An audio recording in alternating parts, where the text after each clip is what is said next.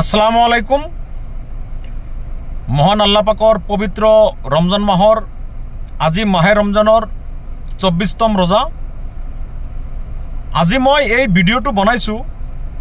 আজি যোৱা কেইদিনমানৰ পৰা আমাৰ অসমৰ সোণতুলিৰ কণ্ঠ পেজৰ মালিকে আমাৰ দৰং জিলাৰ মকিবুৰ ৰহমান আলিমৰ ওপৰত কিছুমান ইলিগেল শব্দ সামাজিক মাধ্যমত লিখি গোটেই অসম যি তুলপাৰ কৰি আছে যে মকিবুৰ ৰহমানে এজন আলিম হৈ গোটেই অসমৰ পৰা কম্বলৰ নামত সভা সমিতিৰ নামত উপস্থিত নহৈ ঠগ প্ৰবঞ্চনাৰে বিভিন্ন ব্যক্তিৰ পৰা টকা আত্মসাৎ কৰি খাইছে।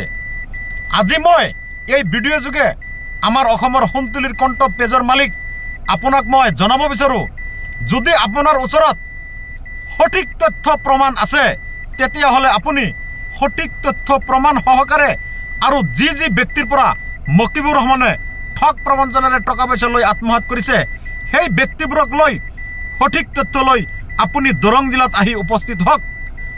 পোনপ্ৰথমে আহি মোৰ লগত যোগাযোগ কৰক, কোনো ভয় নকৰিব। মোৰ ফোন নম্বৰ হ'ল 7086621735। দৰং জিলাত আহি পোনপ্ৰথমে মোৰ এই নম্বৰত কণ্টেক্ট কৰি মোৰ লগত যোগাযোগ কৰক। পোনপ্ৰথমে মই আপোনালোকক ৰিচিভ কৰিম। আপোনালোকে তথ্য সহকাৰে আৰু ঠগ প্ৰবঞ্চনা দিয়া মানুহবোৰক লগত লৈ যিদিনা দৰং জিলাত আহি পাব সেই দিনাই গোটেই দৰং জিলাৰ আলিম সমাজ লৈ আমি মুফতি মকিবুৰ ৰহমানৰ ওপৰত আমি ধৰ্মীয় ভিত্তিত আলিম সমাজ লৈ গোটেই দৰংগৰ আলিম সমাজ লৈ আমি সভা পাতিম। যদি তথ্য সহকাৰে যদি সেই সভাত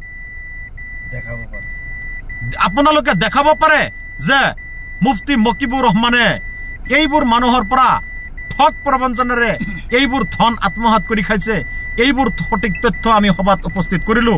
সেই সভাতেই আপোনালোকে সঠিক বিচাৰ পাব। মই 100% গেৰাণ্টি দিছোঁ। ইনশাআল্লাহ গোটেই দৰং জিলাৰ আলিম সমাজে সঠিক বিচাৰ কৰিব। আৰু যদি সোণতুলিৰ কণ্ঠ পেজৰ মালিক আপোনাৰ ওচৰত এনেবোৰ কোনো তথ্য নাই, আপুনি মাত্ৰ কিবা আপোনাৰ লগত কিবা পাৰিবাৰিক বা আপোনাৰ লগত কিবা দুশ্মনী থকা সম্পৰ্কে যদি আপুনি এই ৰমজান মাহত পবিত্ৰ মহান আল্লাহ পাকৰ মাহে ৰমজানত এনে ধৰণৰ মুফতি মকিবুৰ ৰহমানৰ ওপৰত এনে ধৰণৰ বক্তব্য সামাজিক মাধ্যমত কৈ আছে, লিখালিখি কৰি আছে, আমাৰ অইন ধৰ্মৰ মানুহে কিন্তু আমাৰ ধৰ্মক ঘৃণা কৰি আছে। চাওক, ইছলাম হ'ল শান্তিৰ ধৰ্ম। এই মাহে ৰমজানত এজন আলিমৰ ওপৰত এনে ধৰণৰ বক্তব্য দিয়াটো ঠিক হোৱা নাই। আৰু যদি সঠিক তথ্য প্ৰমাণ আছে তেতিয়াহ'লে এই ৰমজান মাহ নহয়, আপুনি যিকোনো সময়ত কোৱাটোৱে সঠিক হ'ব। আপুনি দয়া কৰি আপোনাক এই ভিডিঅ' যোগে মই কাতৰ আহ্বান জনাওঁ, সোণতুলিৰ কণ্ঠ পেজৰ মালিক আপোনাক কাতৰ আহ্বান জনাওঁ, যিহেতু আপোনাৰ নামটো আপোনাৰ পেজত উল্লেখ কৰা নাই, আপোনাৰ নামটো আপুনি লুকাই ৰাখিছে। যিয়েই নহওক, সোণতুলিৰ কণ্ঠ পেজৰ মালিক আপুনি যদি আপোনাৰ ওচৰত সঠিক তথ্য আছে তেতিয়াহ'লে গোটেই অসমৰ কোন কোন ব্যক্তিৰ পৰা ঠগ প্ৰবঞ্চনাৰে মুফতি মকিবুৰ ৰহমানেৰে টকা লৈ আত্মসাৎ কৰি খাইছে আপুনি সেইবোৰ ব্যক্তিক লৈ সঠিক তথ্য লৈ দৰং জিলাত আহি পোনপ্ৰথমে মোৰ লগত যোগাযোগ কৰক। মই আপোনালোকক ৰিচিভ কৰিম আৰু সেইদিনাই গোটেই দৰং জিলাৰ আলিম সমাজ লৈ মুফতি মকিবুৰ ৰহমানৰ ওপৰত সভা মেল পাতিম আৰু ন্যায্য বিচাৰ ধৰ্মীয় ভিত্তিত সঠিক বিচাৰ পাব।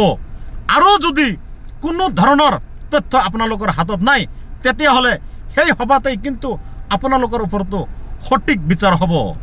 এইখিনি কৈ আজি মই এই ভিডিঅ' সমাপ্ত কৰিছোঁ। আসসালামু আলাইকুম।